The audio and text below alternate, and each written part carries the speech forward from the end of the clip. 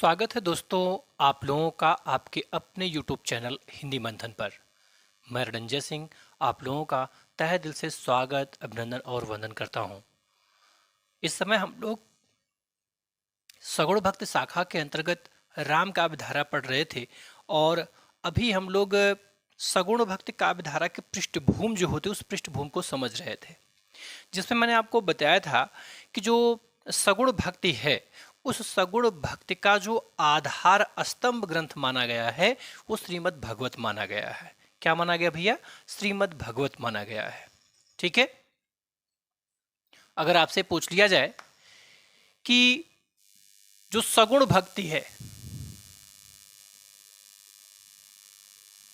सगुण भक्ति,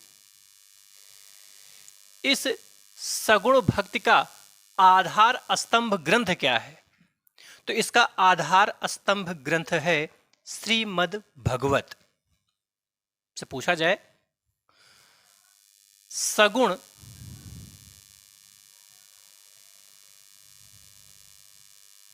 भक्ति का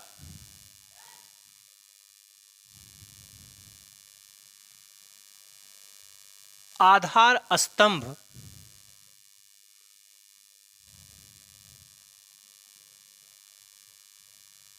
स्तंभ ग्रंथ, आधार स्तंभ ग्रंथ श्रीमद्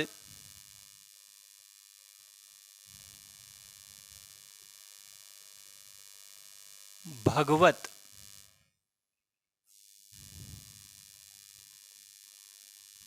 है।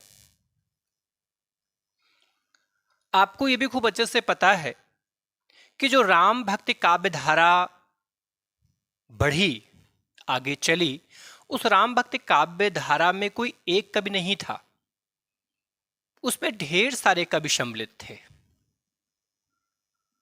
और वे कवि कौन कौन लोग थे उनके विषय में हम लोग पढ़ेंगे, लेकिन एक लाइन हम समझ लेते भाई राम भक्ति कहते किसे हैं। सगुण भक्ति शाखा के अंतर्गत, इस सगुण भक्ति शाखा के अंतर्गत हम लोग पढ़ क्या रहे हैं? रामाश्रयी, रामाश्रयी उपशाखा पढ़ रहे हैं। क्या पढ़ रहे हैं? रामाश्रयी उपशाखा। तो ये रामाश्रयी उपशाखा क्या है? रामाश्रयी उपशाखा क्या है?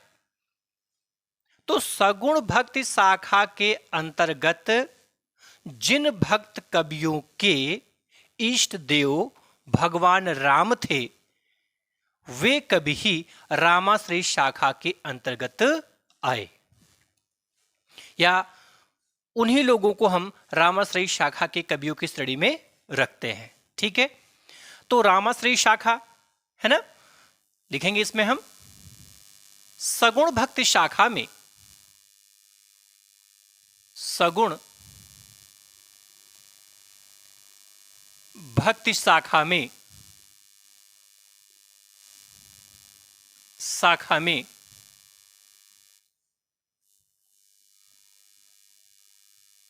जिन भक्त कवियों के, जिन भक्त कवियों के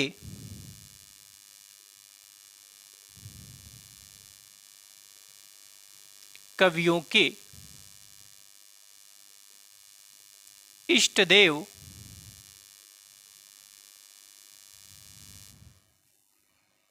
श्री राम थे,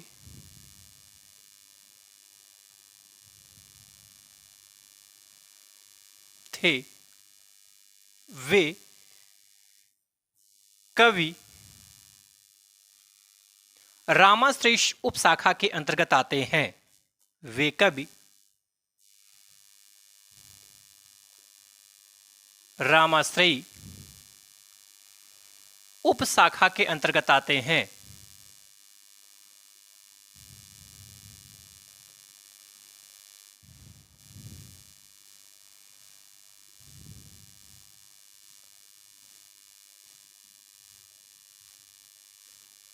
आते हैं।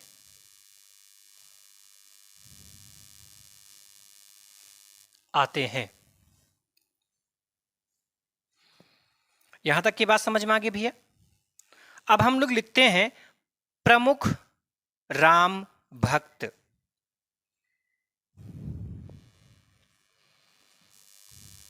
प्रमुख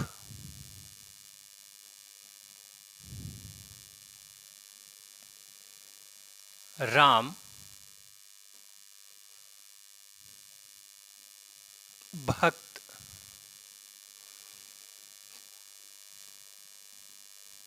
कवि।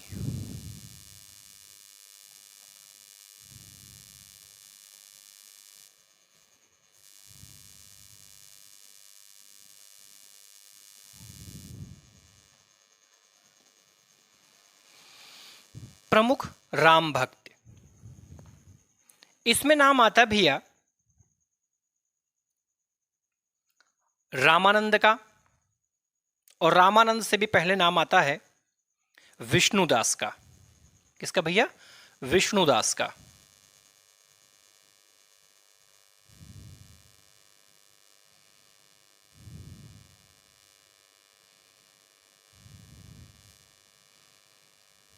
विष्णुदास,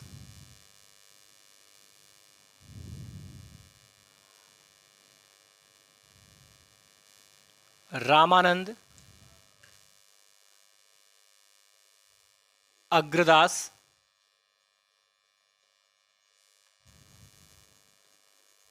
अग्रदास, ईश्वरदास,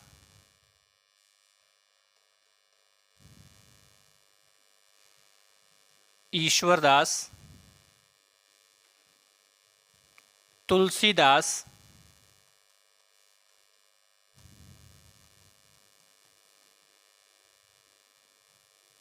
तुलसीदास,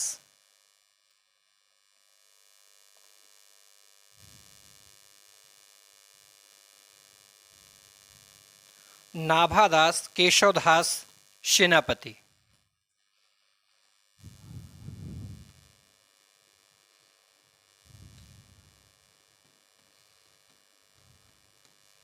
नाभादास,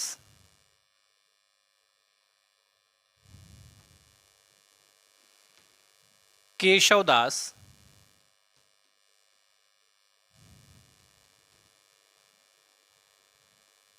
केशवदास,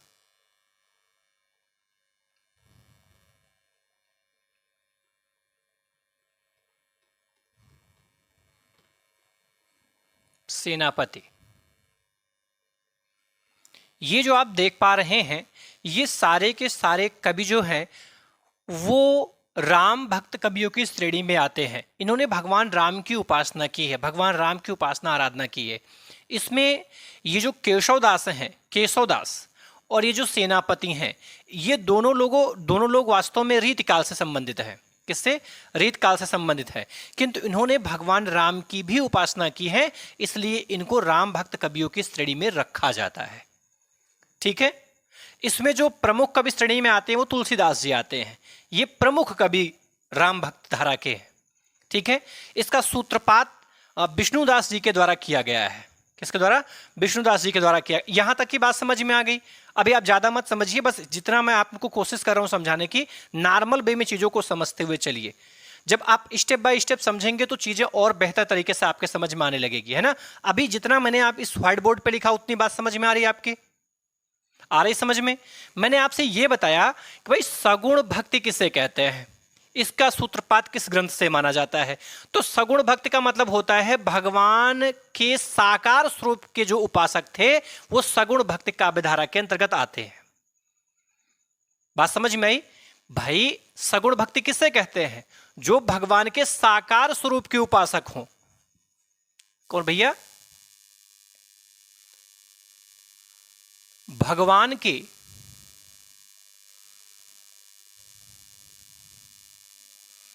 साकार स्वरूप के उपासक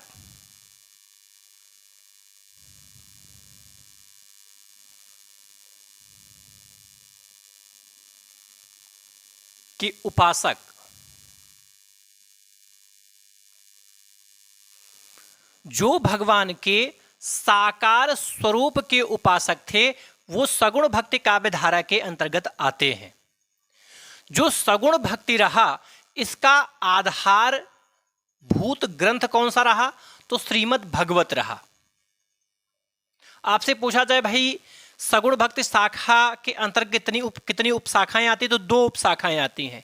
एक रामाश्रय उपशाखा आती है और एक कृष्णाश्रय उपशाखा आती है। इस समय हम लोग रामाश्रय शाखा पढ़ रहे हैं। भाई रामाश्रय उपशाखा किससे कहते हैं?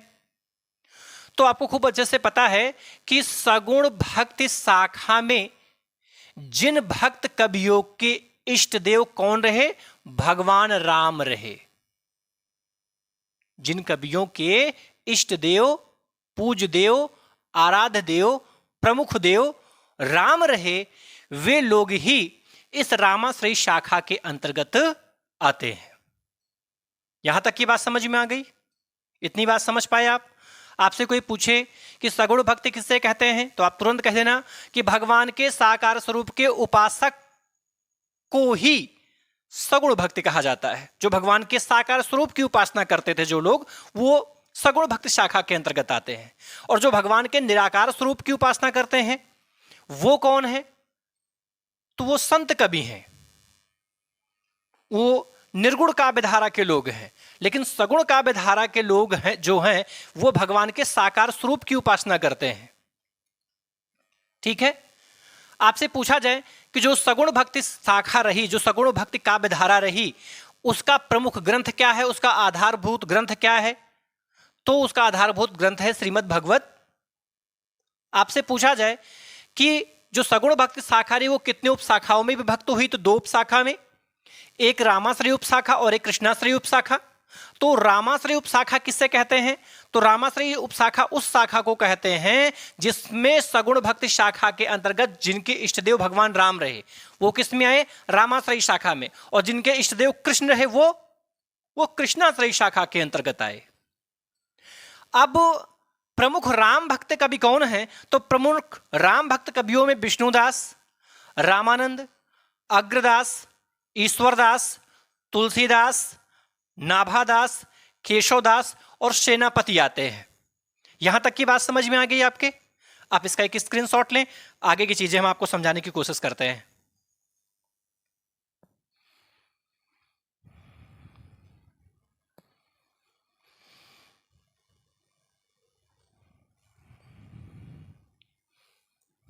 ले लिया स्क्रीनशॉट? चलिए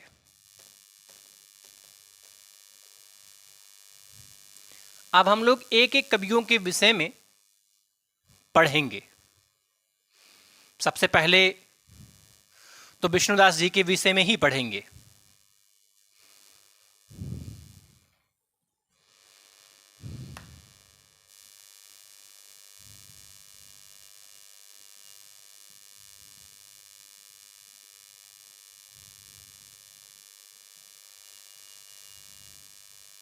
विष्णुदास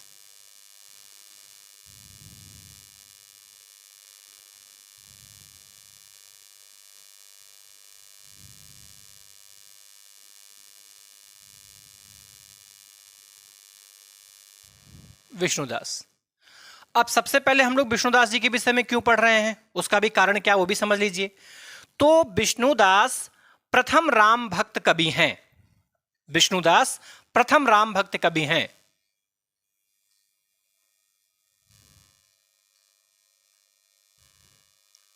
विष्णुदास प्रथम राम भक्त या राम भक्ति कवि हैं।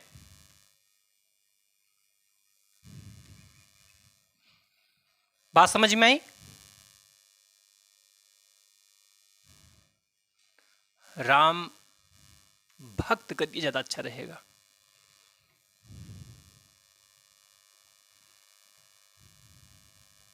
राम भक्त कवि हैं। ठीक है। विष्णुदास ने वाल्मीकि रामायण का हिंदी रूपांतरण किया था। विष्णुदास ने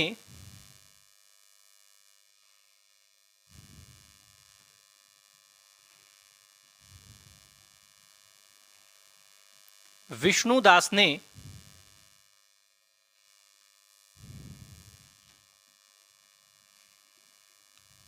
वाल्मीकि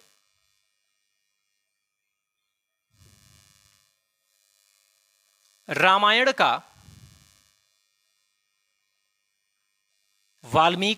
का हिंदी रूपांतरण किया था।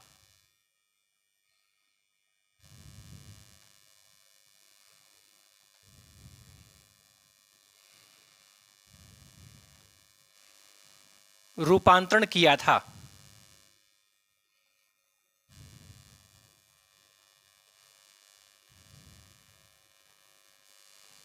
आपको खूब अच्छे से पता है कि महर्षि वाल्मीकि जी ने जो रामायण लिखा था वो किस भाषा में लिखा था?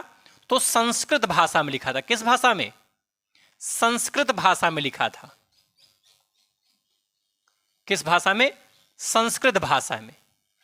और इसका हिंदी रूपांतरण किसने किया? इसका हिंदी रूपांतरण विष्णुदास जी ने किया। बात समझ में आई? आपसे पूछा जाए कि प्रथम राम भक्त कवि कौन है, तो विष्णुदास जी हैं। ये विष्णुदास जी ने कौन सा महान कार्य किया? तो विष्णुदास जी ने वाल्मीकि रामायण जो कि संस्कृत भाषा में लिपिबद्ध था उसका हिंदी रूपांतरण इन्होंने किया। किसने? विष्णुदास जी ने किया। और अवधी रूपांतरण किसने किया है? तो अवधी रूपांतरण गोस्वामी तुलसीदास जी ने किया है। हिंदी रूपांतरण विष्णुदास ने, और अवधी रूपांतरण किसने किया है? तो अवधी रूपांतरण किया है तुलसीदास जी ने। और वास्तविक रामायण किसने लिखा है? मूल रामायण किसने लिखा? सबसे पहले रामायण किसने लिखा है? तो वो महर्षि वाल्मीकि जी ने लिखा है। बात समझ में आई? भ्रम नहीं दिमाग में होना चाहिए, चीजें एकदम स्पष्ट होनी चाहिए। आगे लिखेंगे हम विष्णुदास के अन्य प्रमुख ग्रंथ।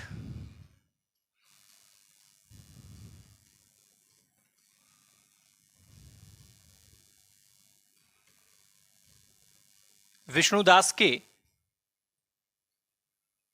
अन्य प्रमुख ग्रंथ।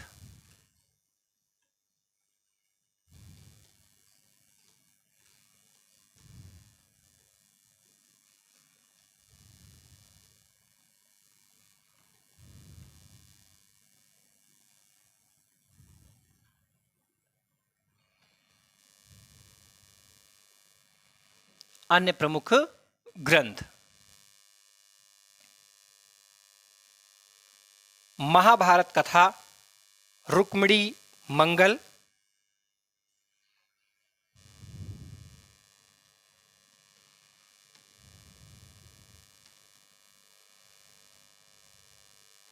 महाभारत कथा,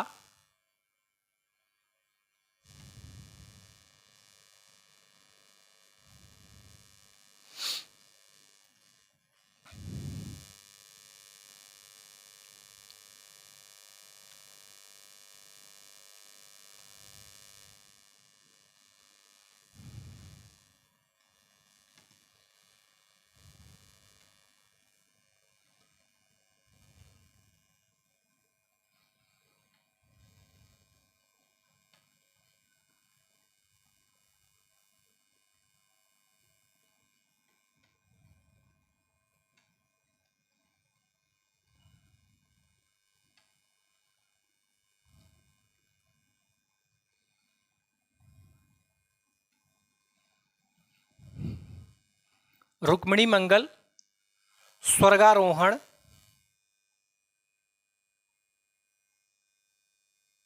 स्वर्गारोहण पर्व,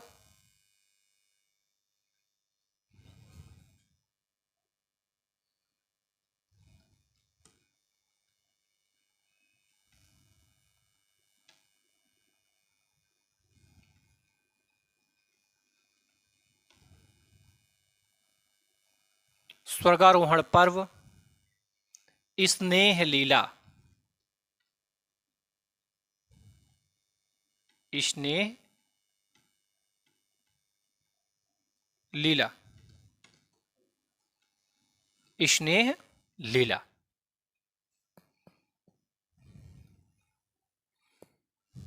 ठीक है। आपसे पूछा जाए कि विष्णुदास जी के विषय में कि भाई ये इनकी क्या खास बातें रही, तो आपको ध्यान में रखना है कि पूछा जाए प्रथम राम भक्त कवि कौन रहे, विष्णुदास जी रहे।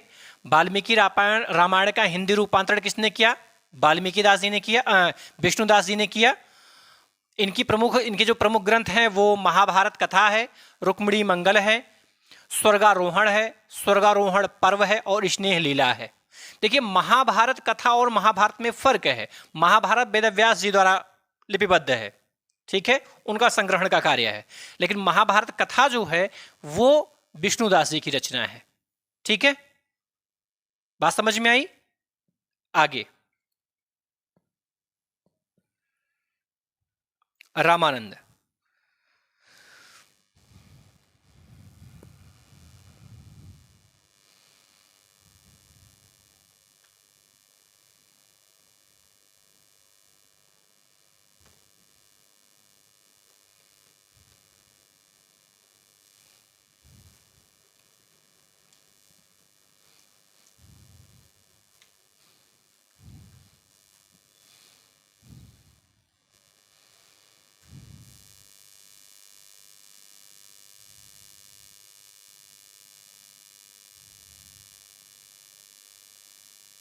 रामानंद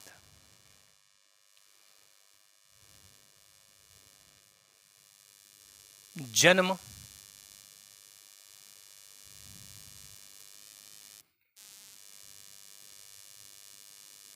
समय,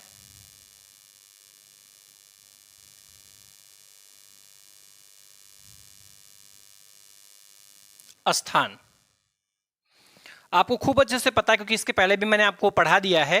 रामानंद का जन्म जो हुआ था वो प्रयाग में हुआ था, और इनके जन्म के संबंध में कहा जाता है कि 13वीं शताब्दी के आसपास इनका जन्म हुआ था। ठीक है, कब भैया? 13वीं शताब्दी।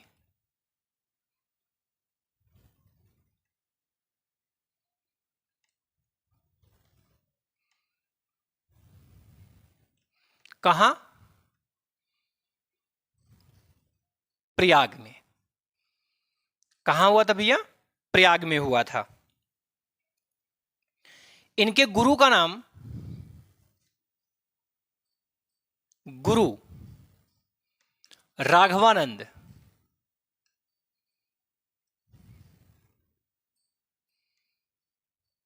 राघवानंद संप्रदाय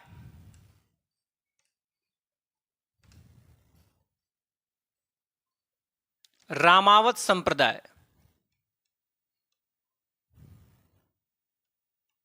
रामावत संप्रदाय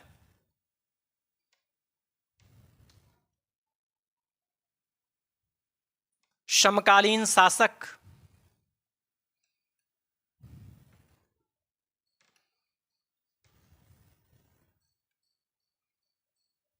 समकालीन शासक सिकंदर लोदी,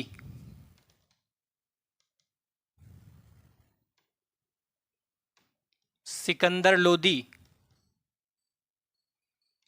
प्रमुख ग्रंथ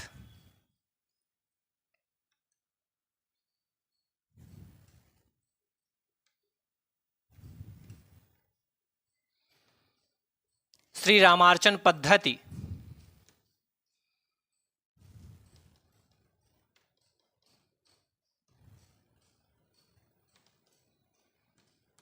रामार्चन पद्धति, श्री रामार्चन पद्धति, राम रक्षा स्तोत्र,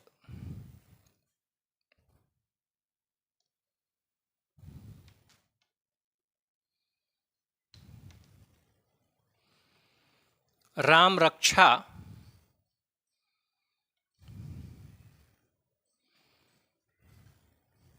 स्रोत,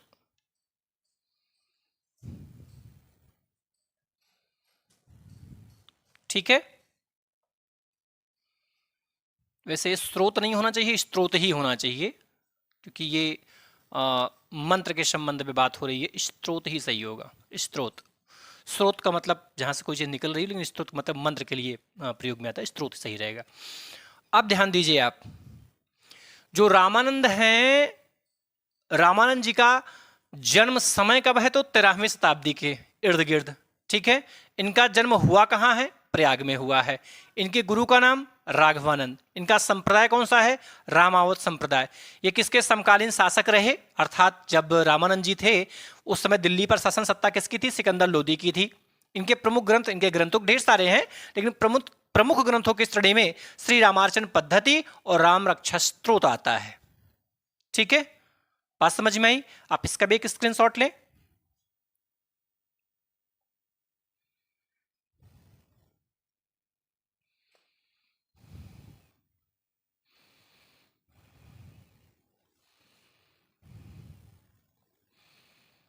चलिए, अब हम लोग लिखेंगे अग्रदास जी के विषय में।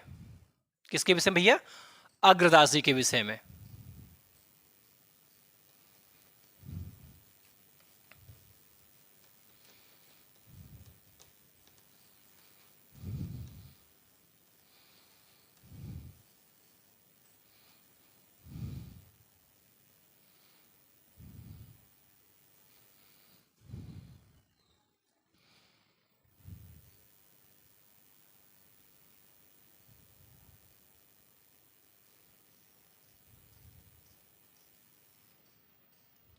अग्रदास, अग्रदास जी का जन्म जो हुआ था वो 1556 में हुआ था। जन्म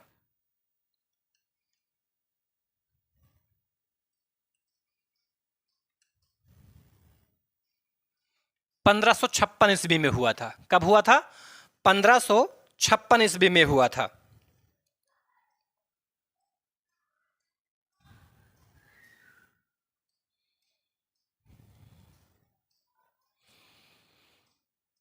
राम भक्ति परंपरा में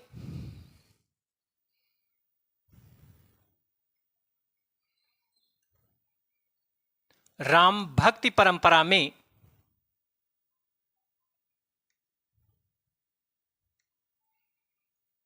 में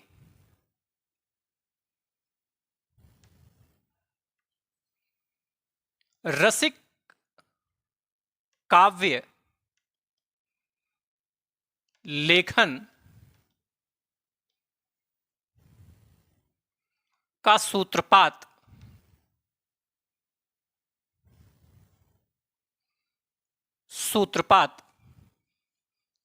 अग्रदास जी के द्वारा ही माना जाता है। अग्रदास जी के द्वारा ही माना जाता है।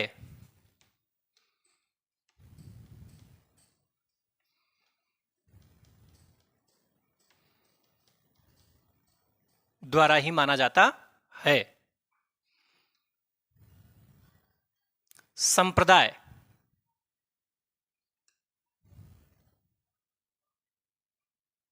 रसिक संप्रदाय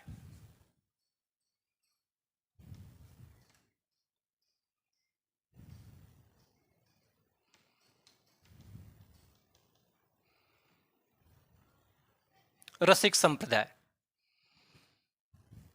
कौन संप्रदाय भैया? रसिक संप्रदाय। वास्तव में अग्रदास जी का जो जन्म हुआ था वो 1556 ईस्वी में हुआ था और ये माना जाता है कि जो राम भक्ति परंपरा रही, इस राम भक्ति परंपरा के अंतर्गत जो रसिक काव्य लिखे गए, उन रसिक काव्यों का लेखन का सूत्रपात किसके द्वारा किया गया? तो सूत्रपात किया गया है अग्रदास जी के द्वारा, क्योंकि इनका संप्रदाय कौन सा था? रसिक संप्रदाय। कौन संप्रदाय? रसिक संप्रदाय था।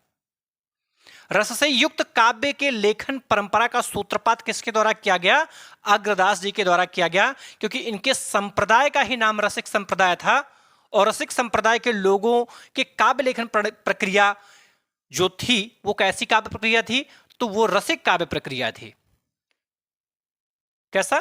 रसिक काव्य प्रक्रिया। तो राम भक्ति काव्य धारा के अंतर्गत रसिक काव्य लेखन परंपरा का सूत्रपात किसके द्वारा किया गया? अग्रदास जी के द्वारा किया गया। किसके द्वारा भैया? अग्रदास जी के द्वारा किया गया। इनके गुरु का नाम कृष्णदास पैहरी था। गुरु,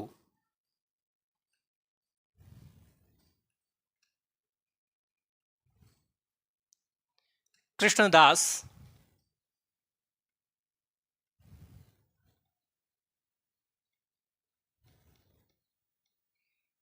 पैहरी। आज कहीं कहीं पैहारी मिलता है, कहीं कहीं पैहरी मिलता है, तो ये चीज लेकर के आप परेशान ना होइएगा कि पैहरी पैहारी, इसमें कोई ऐसा कुछ नहीं है। अधिकांश किताबों में पैहरी ही मिला है।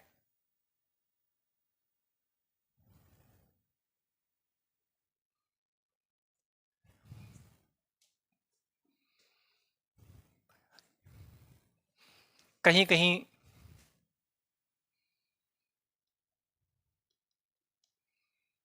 पैहारी मिलता है। क्या मिलता है? पैहारी। ठीक। प्रमुख रचनाएं: ध्यान मंजरी, राम भजन मंजरी,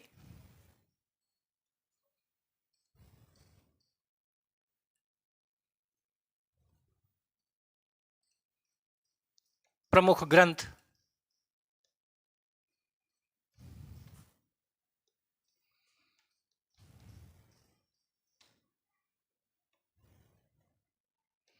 ध्यान मंजरी,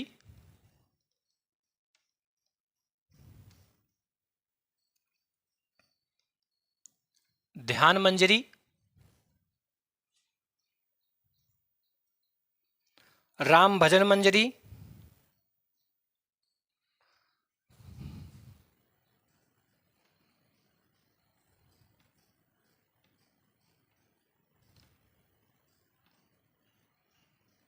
मंजरी, उपासना,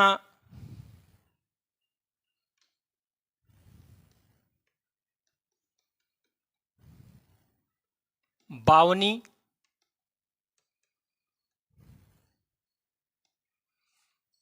उपासना, बावनी,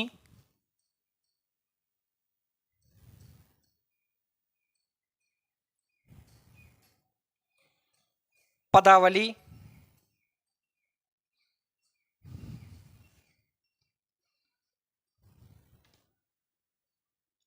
पदावली,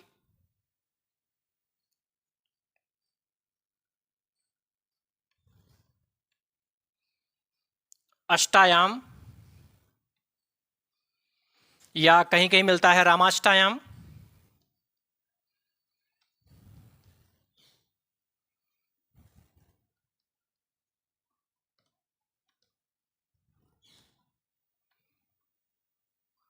रामाष्टायाम।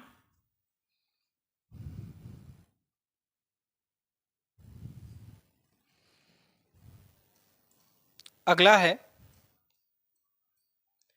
हितोपदेश भाषा।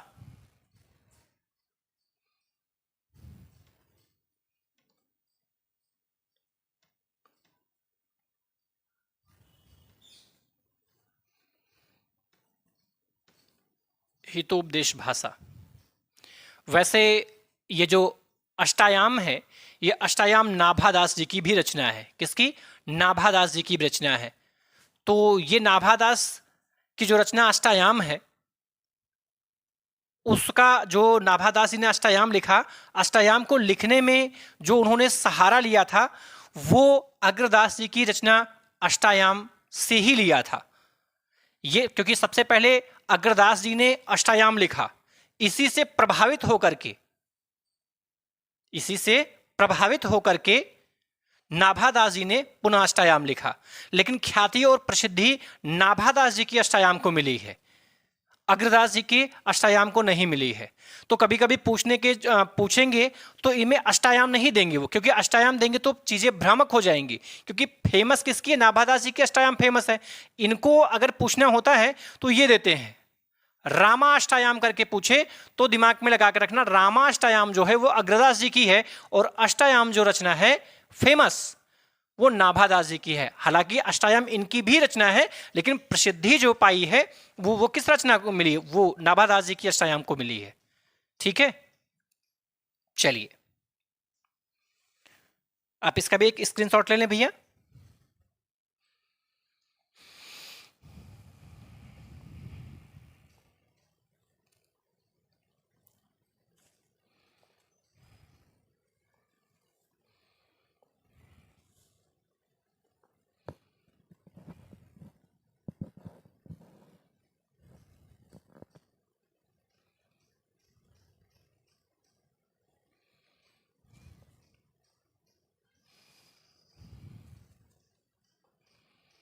चलिए आगे।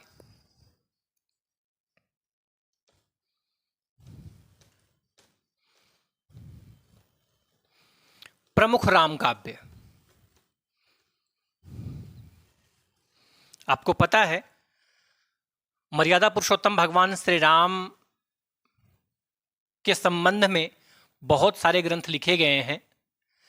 तो भगवान राम की कथा पर आधारित कौन कौन से ग्रंथ हैं उनके विषय में लिखेंगे। राम काव्य। आपको खूब अच्छे से पता है कि राम काव्य के अंतर्गत आपने सबसे पहले, जब आपको हम पढ़ा रहे थे शुरुआत में अपभ्रंश साहित्य, तो अपभ्रंश साहित्य के अंतर्गत ही मैंने आपको स्वयंभू जी के विषय में पढ़ाया था। और स्वयंभू जी की रचना पौम चरु राम काव्य पर ही आधारित है। ठीक है, तो सबसे पहले उन्हीं का लिख लेते हैं। पौम चरु। पौम चरु किसका है? स्वयंभू का।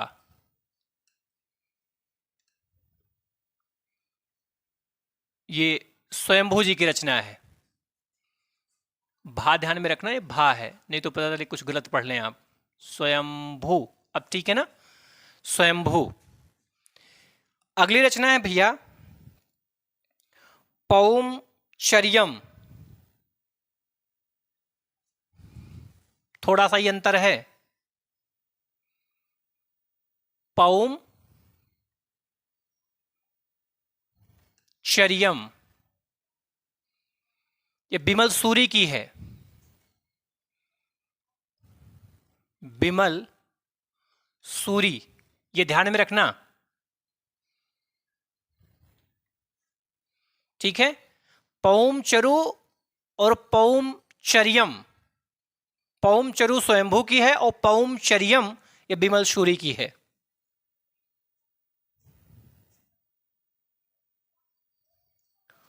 उत्तर पुराण।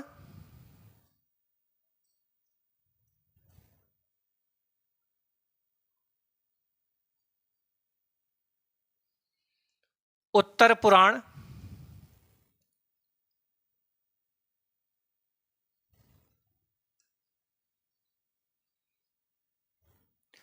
गणभद्र।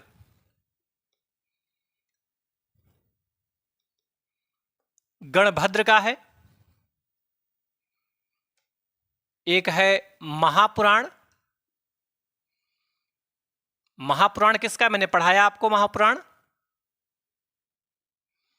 जिसमें 63 महापुरुषों की चर्चा की गई है। अपभ्रंश के दूसरे कवि माने जाते हैं। कौन है? स्वयंभू के बाद में दूसरे नंबर पर किसको पढ़ाया गया था? पुष्पदंत।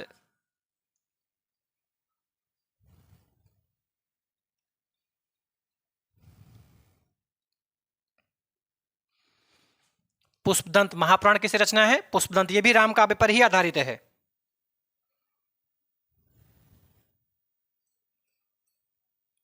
हनुमान चरित। हनुमान चरित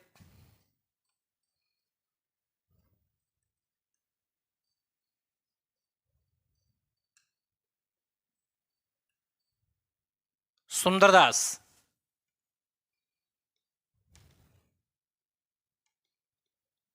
ये सुंदरदास जी की रचना है। यह भी राम काव्य पर ही आधारित है।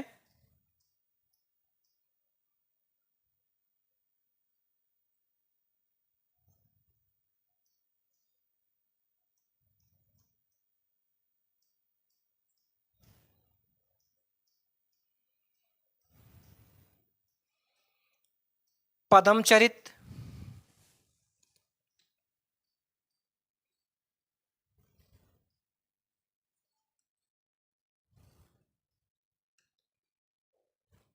पद्मचरित।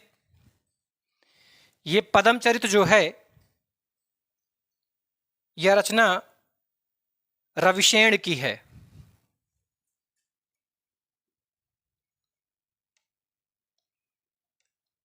रविशेण की रचना है।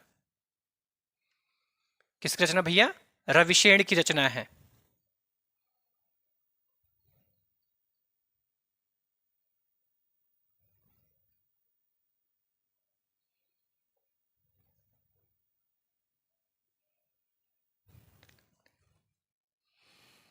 रावण मंदोदरी संवाद।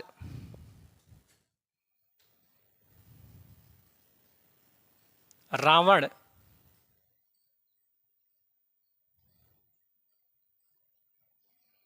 मंदोदरी संवाद ये रचना है मुनि लावण्य की।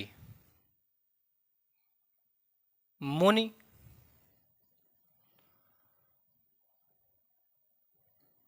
लावण्य की। इतनी रचनाएं भगवान राम के काव्य पर आधारित हैं।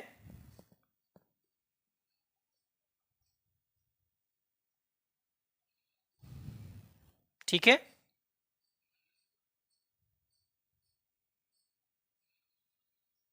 राम कथा पर आधारित ये सभी क्या है? राम कथा पर आधारित रचनाएं हैं।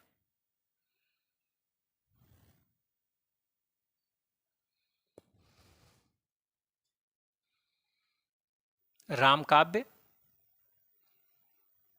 राम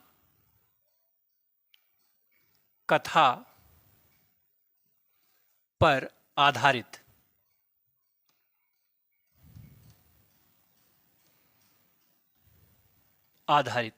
ठीक है। पौमचर्यु किसकी रचना है? स्वयंभू की है। पौमचर्यम किसकी है? बिमल सूरी की है। उत्तर पुराण किसका है? गण भद्र का है। महापुराण किसका है? पुष्पदंत का है। किसका है भैया? ये पुष्पदंत का है। हनुमान चरित्र किसका है? सुंदरदास का है। पद्म चरित किसका है?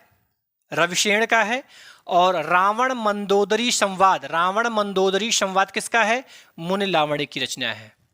ठीक है, कल हम लोग पढ़ेंगे राम काव्य में ही संस्कृत भाषा में लिखे राम कथा पर आधारित ग्रंथ कौन कौन से हैं, उनके विषय में कल विस्तार से पढ़ेंगे।